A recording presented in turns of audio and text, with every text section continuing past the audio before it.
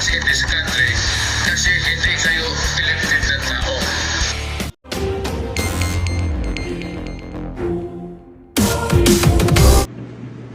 Mayor sa lokal ta, kung sa ikasulti mo ini nagbangga sa mo karon pagka-mayor sa Tagpayos Davao. Sino ang kalaban ko? Katong imong gitudlo sa Civil Service Commission. Who the hell Yeah, is it? spokesman, secretary to the cabinet. Secretary to the Cabinet. Sino? Civil Service Commission. Carlo Nograles. Tatakbo? Oo. Oh, fine. I welcome his entry to the derby.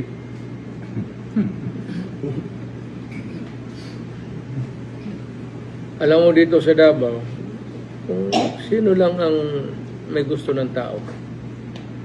Pag ayaw na ng tao sa akin, okay na, mag-retire na ako. Permanently.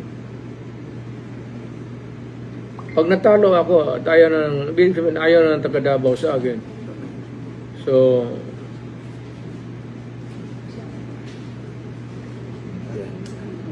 Balik ta sa Quadcom. baka magpunta na ako sa Manila. Ayan. Doon na lang ako magtira. Bahala na kayo dito. Pardon my language. Pero itong may tendency na military, police. Pag ganun ang utak mo, talagang walang mangyari sa buhay ng bayan mo. Malaman mo talaga, yung police pati military, diyan kayo. Huwag kayong gumalaw dyan hanggang hindi ko kayo tinatawagan. Do not make your own decision. You do not decide for us in this country kasi hindi kayo elected ng tao. This is a democracy. Now, if you are in the authoritarian regime, ibang istorya yan. But that's what makes the world complicated. Tayong democracy, talagang ang tutok natin yung leader na pinili ng tao. Kagaya ko dito sa Davao. Kung sinabi kong ganito, kasi ako yung pinili ng tao. Kung gusto mo na, mag-mayor ka muna, o mag-presidente ka muna. Para kung gusto mo sunod. Hindi, wala ang pulis pati military dapat sumunod dyan sa presidente. Itong pulis pati military naka-assign dito sa syudad, sumunod kayo ng mayor. Kasi yung may authority, kayo pang-away lang kayo. You are called to maintain peace and order. Police. Military if there is trouble. Who governs? Is the mayor. Why? Because he was elected by the people to govern. Hindi kayo.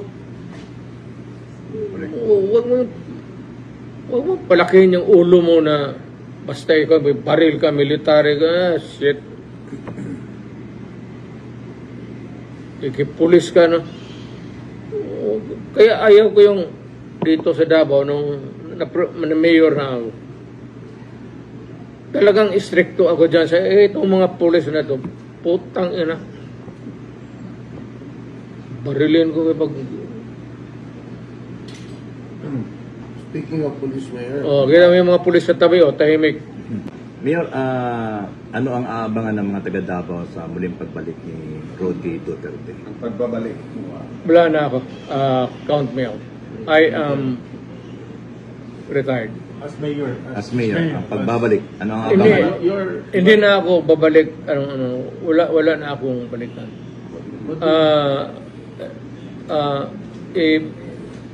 Bigay ko na sa next generation.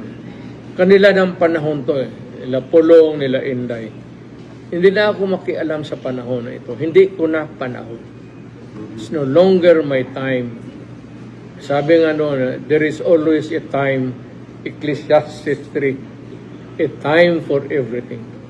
Mayor, but you are having A time to be young and a time to be old, a time to be active and a time to retire.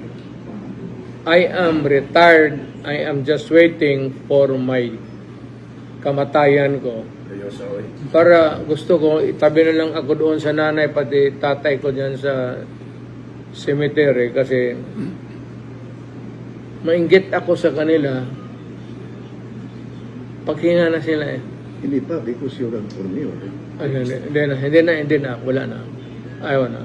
Whatever the political fortunes of my children, kanilang Ibig sabihin, tumakbo ka man ngayon na mayor. ayaw ko na. Kasi, wag mo akong pilitin. Pag naubos na patay ko yung mga hold-upper, kayo na mga Diyos mo na hanapin ko. May magiging masaya dyan sa mayor, sa payag mo yan. Na ayaw mo na. Ayaw ko na talaga. Whoever, alam mo, leave it to God. Hindi kailangan Duterte ang mayor. It could not be that way. Kasi ang buhay palad-palad. Kung nasa palad nila, Indayan, ni Pulong, if they stay there forever or just for one election and re-election, nasa palad na yan. But ako, tapos na ako, ibigay ko na naman sa chance sa iba. Wala na akong mahingi sa Diyos. We came here in 1950. Migrants lang kami dito. Talagang mahirap kami. Kasi alam mo bakit? Alam mo ang sikreto ng immigrant story sa Davao? And in Mindanao. Kung mayaman ka sa Luzon at may coconut plantation ka sa Visayas o yung mapuprasan ka doon, you would not have ventured to a new frontier land called Mindanao. 1950, ito, dito pa ako naghahunting ng balon. Itong likod ng cemetery na hanggang so binigyan kami ng Panginoong Diyos. Father was governor for 3 terms, stayed to be a secretary of sa cabinet ni Marco. Ako naman, wala na akong mahingi sa Diyos. Talagang wala na akong mahingi sa Diyos. Sabihin ko sa Diyos, kung meron ka pang ibigay mo na sa iba, tapos pasalamat na ako. Hindi ako nakatikim ng talo, nakatikim pa ako ng presidente.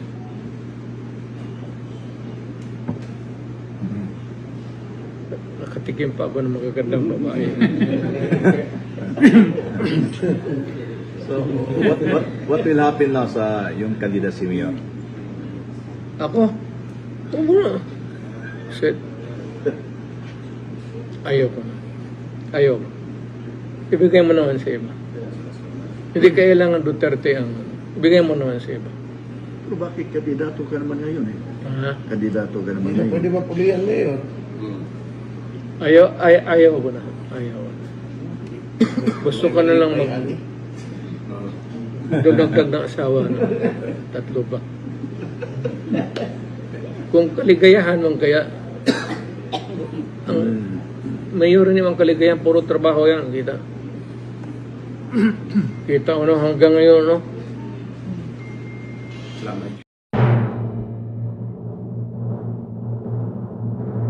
Wala akong utang na loob sa kanila. Wala silang utang na loob sa akin.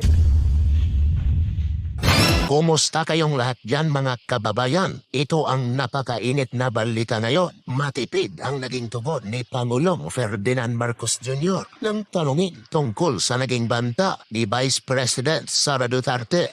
Nahuhukayin ang labi ng kanyang amang si Marcos Sr. sa maikling panayam sa media sa libingan ng mga bayani kaninang umaga. Tumangging magsalita si PBBM, partikular sa relasyon nila ngayon ng pangalawang Pangulo. Mismong si dating Pangulong Rodrigo Duterte na ang nagsabi na walang utang na loob na dapat tanawin sa kanya ang pamilya Marcos kaugnay ng pagpapalibing sa mga labi ni former President Ferdinand Marcos Sr. sa libingan ng mga bayani. Ngayong nagkakalabuan na ang samahan ng dalawang pamilya, nagiging usap-usapan sa social media ang kawalan umano ng utang na loob ng mga Marcos sa dating Pangulo sa panayam kahapon ng media sa pagbisita nito sa puntod ng kanyang mga magulang sa Davao City. Sinabi ni Duterte na ginawalan niya ang kanyang trabaho.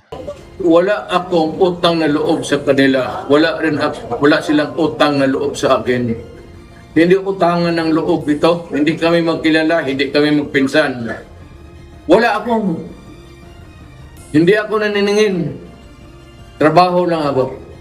Muli ring ipinagtanggol ng dating Pangulo ang war on drugs sa ilalim ng kanyang administrasyon kasunod ng mga batiko sa naging pahayag niya sa pagdinig sa Senado. Hindi anya dapat ang mga napatay ng drug suspects ang dapat pagtuunan ng pansin sa naturang kampanya kontra illegal na droga. Ang mahirap dito, mga ganitong human rights, tinitignan ninyo yung patay na tao dyan, sabihin mo biktima ng paano yung mga pulis ko, mga sundalo ko?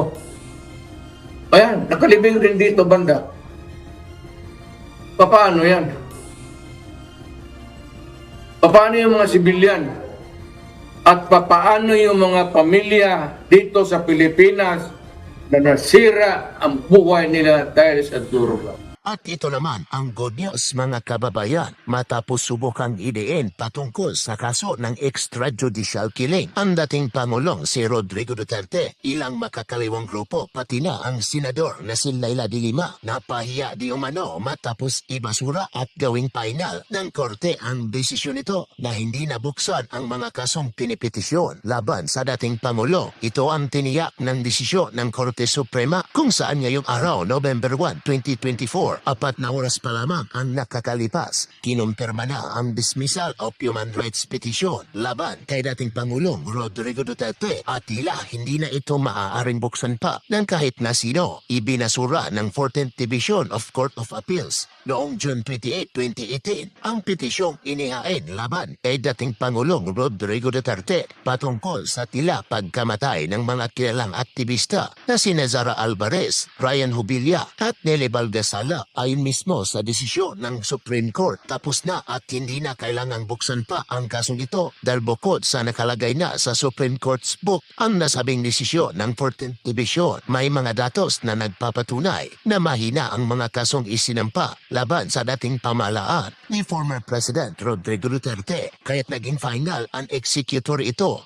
Noong April 29, 2024, sinubukan pa ng grupong karapatan na i-reverse ang nasabing desisyon ng Supreme Court. Ngunit hindi na ito pinahintulutan ng pinakamataas na kapulungan dahil tapos na ang laban at tuluyan na nilang binasura ang mga kaso laban sa dating Pangulo. Ikaw bilang Pilipino, sang-ayon ba kayo sa desisyon ng Supreme Court? Isulat ang inyong reaksyon at komento. Sabi ni Eduard, at parati ko nang inuulit, kakasuhan daw ng plunder si Inday. Good luck with that. Mas mahirap pa yung plunder case kesa yung impeachment case. Yung impeachment kasi, politika yan eh.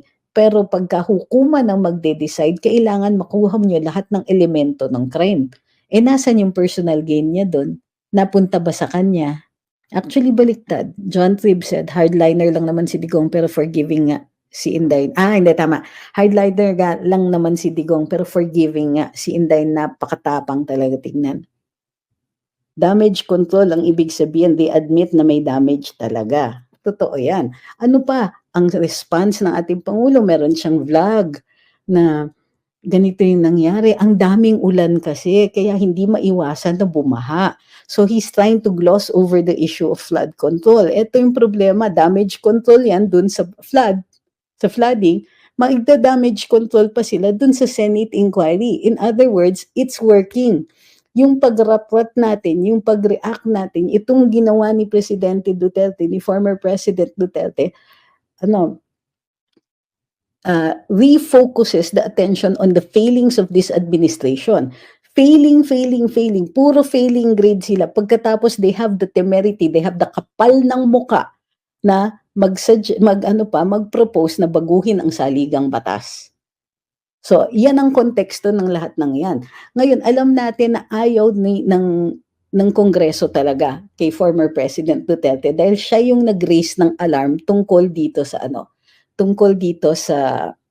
sa charter change. He was the first, tandaan ninyo. Yung first na na rally dun sa Davao, it was all about this attempt to change the charter. Huwag niyong kakalimutan yan. And when he announced that he was against it, na halatang-halata that they were trying to sneak in this change in the charter using a law that had already been declared void by the Supreme Court, medyo nakakahalata na masyado. Ito, sabi ni Fritz Minder, kung ayaw mo sa Pangulo BBM, lumayas ka sa Pilipinas, libre pa kita ng ticket. Unang-una, Fritz, you don't even have the courage to show your face. Ano pa kaya yung magbayad ng ticket ko? Pangalawa, wala nga ako sa Pilipinas. Ano ka ba? Diba? So, papasok ka dito, magtutrol ka, hindi mo kilala yung tinutrol mo. Wala ako sa Pilipinas right now. So, ano yung sinasabi mong lumayas ka, ikaw pa manlilibre? As if. Excuse me. Pangatlo, karapatan ko sa ilalim ng Saligang Batas, 1987 Constitution, dun sa Article 3, dun sa Bill of Rights, nakalagay doon, may karapatan, no law shall be passed abridging the freedom of speech, of expression, or of the press. Ibig sabihin, malaya ako magsalita, malaya ako magpahayag. At kahit ikaw, hindi mo ako pwedeng pigilan. Unless gusto mong ma-file ng coercion, pwede rin.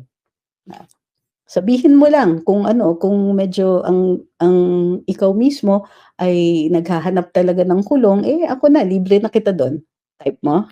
Alam kong papansin yan. Binibigay ko yung pansin kasi it is time for us to discuss the issues also that they raise. Yung mga ganyan na umalis ka sa Pilipinas, sino may sabi? May karapatan din ako to travel, may karapatan ako mamili kung saan ako mamumuhay. So, hindi mo pwedeng sabihin yan sa akin, hindi mo ako pwedeng utusan tungkol dyan. At hindi mo pwede akong iantala sa exercise ko ng aking kalayaan magsalita at magpahayag, lalong-lalo na hindi ikaw ang nagmamay-ari ng lugar kung saan ako nagsasalita.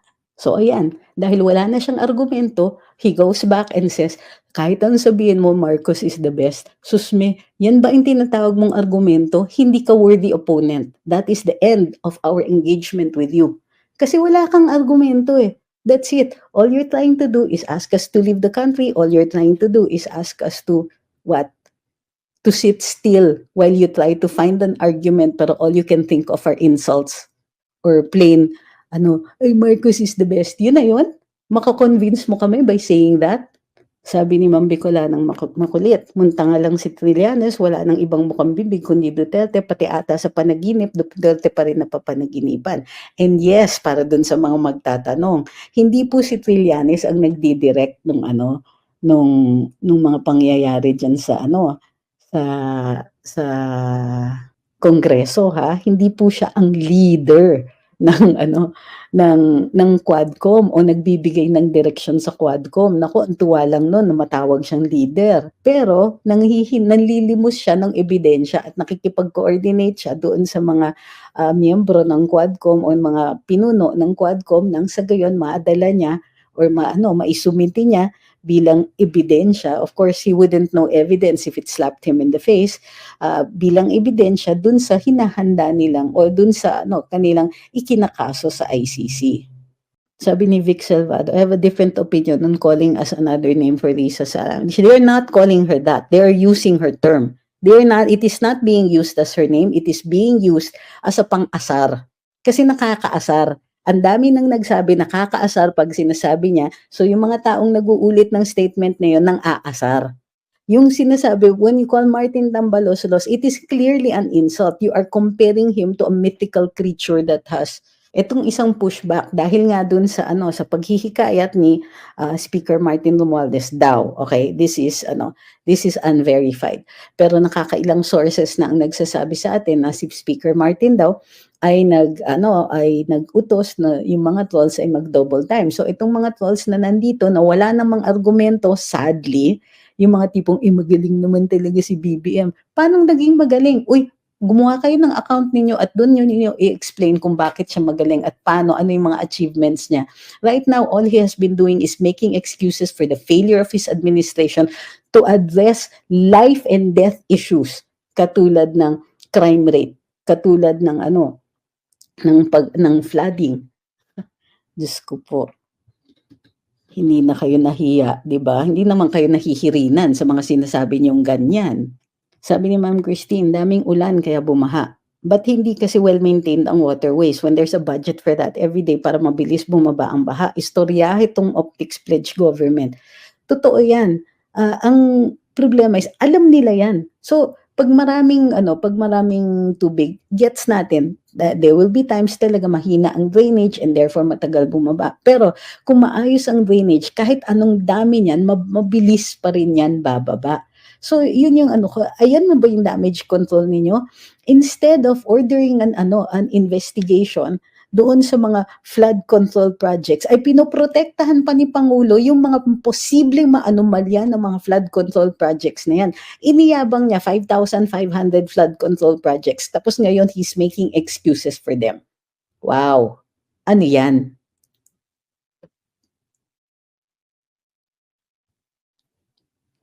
Sabi ni Mark Anthony Crisostomo, ang babaw naman kung mura lang ang issue nila. Kaya pala ang baba ng quality of education dito. Teka, baliktad yata. Mababa ang quality of education, kaya ganyan sila mag-argue. John Tribb says, sa sobrang sikat ng sinisiraan nila, nagkaroon sila ng reason na makita ang tunay na nangyayari sa bansa. No to charter change. Sabi ni Wizard, like father, like son.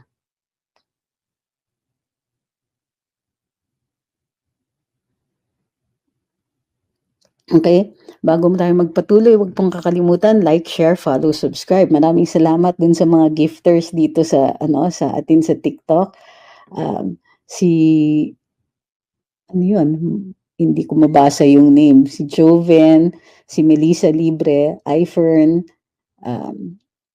si Joven pa rin. Green Rose. Ano yun, Mau? Okay. River Jace, thank you very much po. Sino ba talaga ang totoong presidente? Sabi ni Shata. Si Bongbong ba o si Lisa? Uy. Para dun sa nagtatanong na guilt is personal, nasagot po namin yan kahapon. Meron tayong, pwede ninyong i-check out yung replay dun sa YouTube natin yesterday. At the end of the day, tumatak sa akin, sabi niya, sa sinabi ni PRD na may mga mayor na mahihirap ang probinsya pero dito sa Manila may mga bahay at sasakyan na mamahalin. Sabi ni Deng, nabuhay uli ang katawang lupa natin, biglang deja vu ng 2016, yung feeling na mumura ni Tatay Diggs pero tagos na tagos sa puso yung sinabi niya at pagmamahal niya sa Pilipinas. Greetings from Oslo, Norway. Hi, ma'am. Ano po yung about sa dismissal sa EJ? Diyos ko, kaka-explain lang. Kaka-explain lang po namin. Dinismiss yung mga human rights cases. Hindi po yan yung ICC case. Yung human rights cases na final ng Karapatan and other human rights and cause-oriented groups ay dinismiss na ng Korte Suprema. Ang in-announce actually, matagal na po yung dismiss. Ang in-announce lang po ng media is yung finality. Ibig sabihin, nag-entry of judgment na wala nang appeal yan, wala nang MR, wala nang kahit ano. Thank you kay Gideon Custodes. Sabi ni Jerry, okay, big time sip-sip sa INCC-BBM. Ang aga kasi ng announcement tungkol sa non-working holiday sa July 2025 pa. July 2025 pa. Yung totoo. Taga-Bukid, thank you. Bakit siya nag-ano? Well, it's possible na they're worried about the hemorrhaging. Okay? Lorna, thank you very much. Ano yung nag-hemorrhage? Yung support para sa administrasyon. Hindi ka maghahanap ng ganyang mga blocks of votes. Hindi ka maghahanap ng mga grupo-grupo na maaaring sumuporta. Yung mga may command votes na ganyan. They're worried about two things. 2025 elections and of course, the 2028 elections and the current popularity ngayon. Bakit? Kailangan pa rin popular ang leader upang ma-maintain yung credibility nila doon sa kanilang mga support or sa kanilang mga support doon sa US. River Jason, thank you, tsaka kay J. Mardel Rosario. Sino ba ang nagpatanggal sa presidente noong 1986? Hindi ba tumulong ang United States? Kailangan tuloy-tuloy ang makuhang suporta ng ating Pangulo doon sa Estados Unidos, but he has to maintain that credibility, and part of maintaining that credibility is making sure na mayroon pa rin siyang trust and approval ratings dito. Pag hindi nila in-address ang mga issue na ganito, then his credibility with the US, the upcoming elections, and of course, the very real possibility that the people will just start turning their backs on him. Thank you, bye, Joan.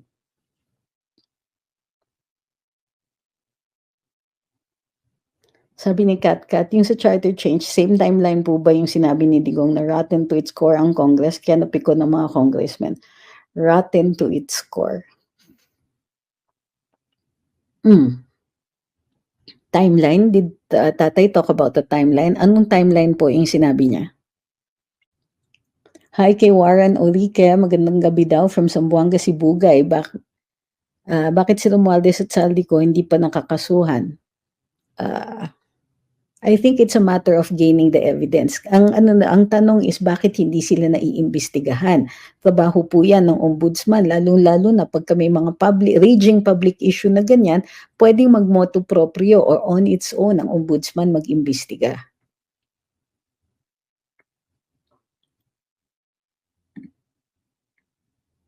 Sabi ni Indonesian Express, I thought I will never witness an incompetent Philippine government led by an incompetent president after Benigno Aquino Jr. Lo and behold, another junior personified by BBM. Worst ever, may mali sa mga juniors. Aray.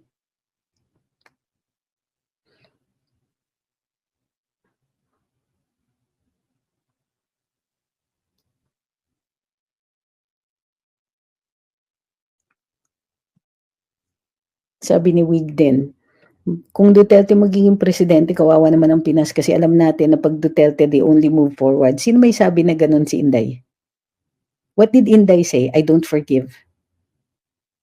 So, sabi niya, and not go after politicians that are taking advantage today. Mali ba ako? Yes, mali po kayo. Kasi akala niyo naman parehong-pareho. Hindi sila twins. Hindi po sila iisang tao. Magkaiba din po sila. And sa totoo lang, ito, from what I can see, dun sa dalawa, mas relentless and unforgiving si VP Inday kesa sa tatay niya. Sabi ni Jong, look, the war on gangs in El Salvador reaction po. Same ba ito sa war on drugs? You have to be more specific. Ashley says, hindi ko po ma-share sa FB. Black po ako. Napunta po kasi ako sa mga admin post. Like na lang po. Ha? Pwede kayo mag-share sa using the link dito sa FB. Bakit po kayo na-block?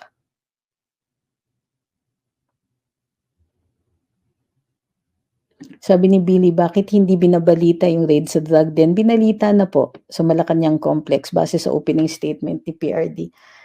Hindi po, matagal na po yan binalita. Even mainstream media picked it up. Ang una pong nagbalita niyan yung politiko, tapos sinunda na po ng mainstream. And in fact, may statement ang Malacanang congratulating dun sa paghuhuli. Because remember, it's not inside Malacanang. It is not the palace. It is not even the offices.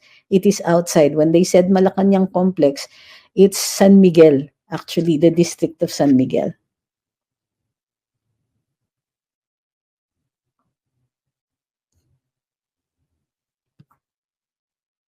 Sabi ni Duarte, pwede pa pala ma-re-elect si President Duterte, si ex-President Duterte, but with the condition is people power.